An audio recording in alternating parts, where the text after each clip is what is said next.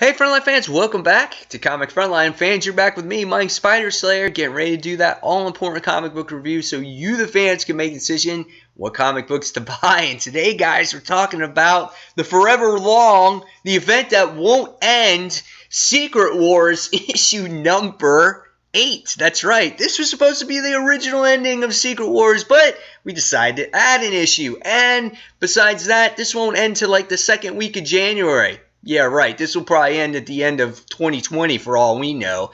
But nevertheless, unless this issue was bad, at least I got a cool action figure variant, which was the Doctor Doom variant cover here. I like it. I think it's pretty badass. And we can see like all his insides and stuff like that. So really cool stuff.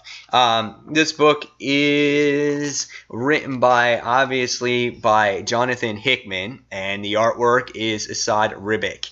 The artwork is pretty cool in this book. It's kind of it's pretty detailed. It's taken him a very long time, I think, to draw this book. The expressions are like over the top, but you know, I think the artwork works for the series. I thought it could have been a little bit better. I thought that the beginning of the series, his artwork was better. I don't know if he's getting tired of drawing it. Who knows? But overall, it's pretty cool. Kind of like the colors in the book because it makes you feel like you're elsewhere or whatnot. Like the expressions here of Sue Storm. And yeah, so it was pretty good. So in case you guys have dropped Secret Wars altogether, you know, here I am going to describe issue number 8. If you don't want to see the spoilers in this issue, please read your issue and come back and see this video, because this was a pretty exciting issue, okay, if you may say so. So here we go. So the battle erupts over on Dumastat, or wherever we're at, and we wind up seeing that our heroes are trying to make their way to Castle Doom, and their spaceship crashes into the castle walls. In the meantime, we get to see everyone trying to take over Doom. We get to see Maestro, who tries to take over Doom, but his spaceship kind of blows up thanks to Ben Grimm, who is like supersized because he was the shield in Battle World. We get to see things are crumbling apart right in front of Sue. And again, Dr. Doom's not panicking. He's just like, oh, I'm not going to take care of things yet. I am going to wait to the very last moment, you know. And we wind up seeing that there are some funny moments in here between Star-Lord Peter Quill and here where the two Reeds wind up going to exploring Castle Doom. And you know, and Star-Lord's just sitting there going, hey, yeah, go ahead, guys. Just leave me here in the creepy-ass castle, you know. And then you get to see these epic battles between just the biggest characters you can see. I mean, it's crazy. It's like something out of Godzilla or something. You see big old Galactus beating up on Ben Grimm. But in the issue, you find out that Galactus is controlled by Franklin. You know, he doesn't act on his own. And there's just all kinds of deaths in here. Even there's a death in here by Terrax where he starts to remember who he is. And he's like, I found my way. I remembered I am a herald of the great Galactus. And then boom, he gets squashed on. So there's death number 1.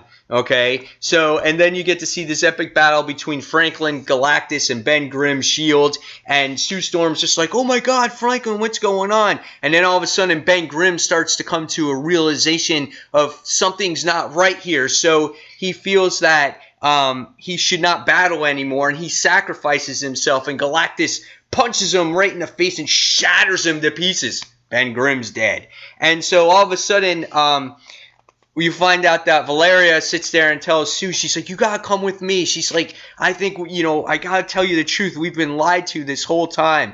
And at the same time now, you get the Black Swan doing battle against Star-Lord, and it looks like he's gonna get his ass kicked. And I was wondering this whole time in the issue that he's got this toothpick in his mouth. I'm like, what's with this fucking toothpick? You excuse the language, but yeah, I'm like, what's with this toothpick? And the next thing you find out that he sticks it into the castle, into Lord Doom's throne chair in here, and what happens is it becomes Groot, and it's crazy because you start seeing the tree come to life, and you're just like, oh no, and then Groot goes, I am Groot, and he blows up the whole entire castle because he's so huge. And now everything's just falling apart. All hell is broken loose. You wind up seeing Sue Storm come face to face with Reed in the issue, both Reeds actually, and he's like, "Hello, Susan." And then the craziest thing of them all in this issue is you just see, Doom just come face to face with just all the zombies, and he's taking care of them. And then the true crazy thing in this issue is that you see him come face to face now with Thanos, and you're like, uh-oh, here's this crazy battle. I mean, you got two of the most powerful beings in the Marvel universe, and they start smack talking. Well, actually, Thanos starts smack talking to him. He's got this whole egotistical thing, and he's just like, I am a god. He's like, I appreciate all life, and he's like, you're a pretender, and he talks to Doom that way, and he goes, well, where's your Infinity Gauntlet now? And he goes, I am still a great tyrant. And Doom just doesn't want to hear it. He just sits there and he thrusts his fist into his gut, and he freaking turns into bones, and he's just disintegrated in one punch. And you're like, oh my god, I can't believe he just did that to Thanos. I'm like, he just threw him out the window. But all of a sudden you start seeing all the zombies come out of the portal here, and Doom just sits there and goes, oh my god.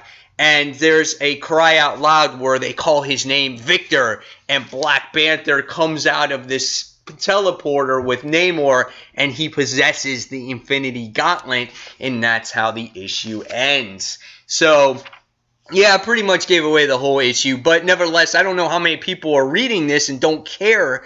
And when you look at it as a standalone issue, it's a very entertaining read. It's very over the top. It's very explosive. It's like a movie, But it feels like just a good standalone issue. It doesn't feel like a complete story. So, and with all the delays, you can't sit there and connect to the whole story. So it's like you might as well wait for the trade and see if this reads better as a whole. And if it does, you might get much more enjoyment out of here. I remember I enjoyed the first 3 or 4 issues, and then we got delayed with issue 5 and delayed with issue 6. And God Lord, it took forever for issue 7 to come out. This took forever to come out. 9 is taking forever to come out. So if I can have a recommendation out of all this to try to get the story better, I would say that wait for the trade to come out to read this. And I felt like to tell a really good story, this should have been longer. I just don't feel that this was a good story to write.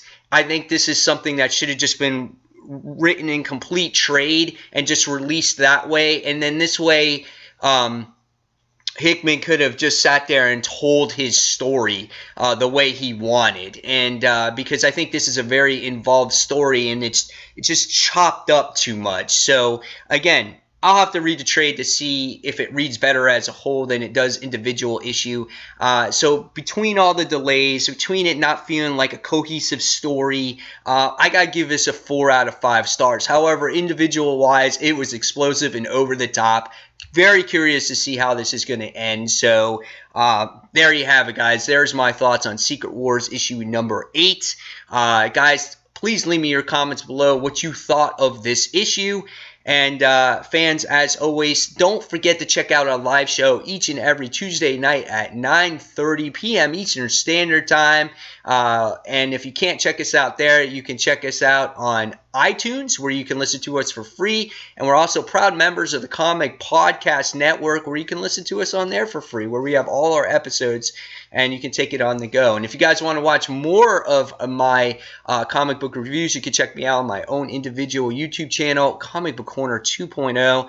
And fans, as always, thank you for watching. And until the next comic book review, this is Mike Spider Slayer signing off. Take care, guys. Bye.